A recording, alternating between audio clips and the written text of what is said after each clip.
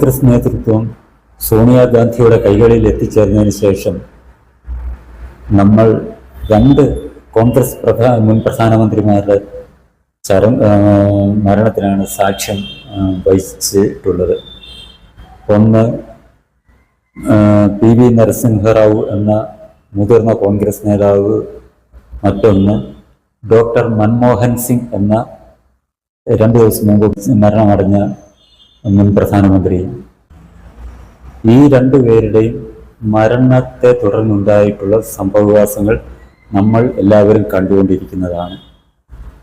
ഏകദേശം 8 വിദേശ ഭാഷകളും 8 ഇന്ത്യൻ ഭാഷകളും കൈകാര്യം ചെയ്യാൻ അതീവ വൈദഗ്ധ്യമുണ്ടായിരുന്ന പി വി നരസിംഹറാവു ഇന്ദിരാഗാന്ധി, രാജീവ് ഗാന്ധി എന്നിവരുടെ മന്ത്രിസഭകളിൽ വിദേശകാര്യം, ആഭ്യന്തരം, പ്രതിരോധം ഉൾപ്പെടെയുള്ള സുപ്രധാന വകുപ്പുകൾ കൈകാര്യം ചെയ്തിരുന്ന ഒരു നേതാവായിരുന്നു.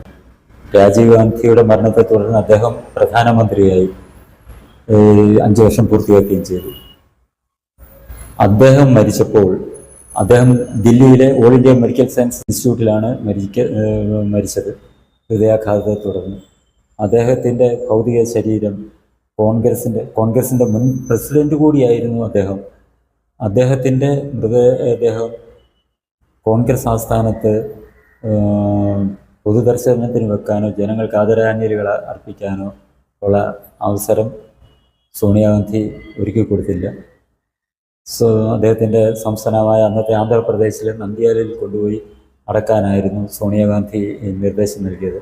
കോൺഗ്രസ് ആസ്ഥാനത്ത് മൃതദേഹം അവിടെ വെക്കാൻ അനുവദിച്ചില്ല.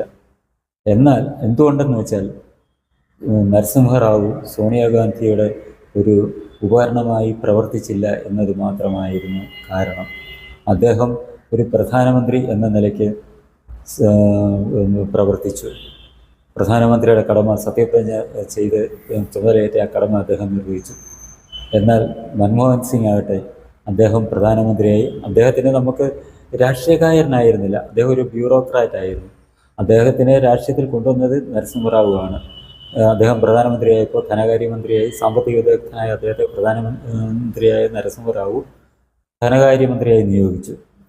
അദ്ദേഹം 2004 കോൺഗ്രസിന് അധികാരം കിട്ടിയപ്പോൾ സോണിയാഗാന്ധി പ്രധാനമന്ത്രിയാകാൻ ശ്രമിച്ചെങ്കിലും പറ്റാതിരുന്നതുകൊണ്ട് തങ്ങളുടെ താളത്തിനൊത്ത് തുള്ളുന്ന ആളായതുകൊണ്ട് മൻമോഹൻ സിംഗിനെ പ്രധാനമന്ത്രിയായി സോണിയാഗാന്ധി നിയോഗിച്ചു.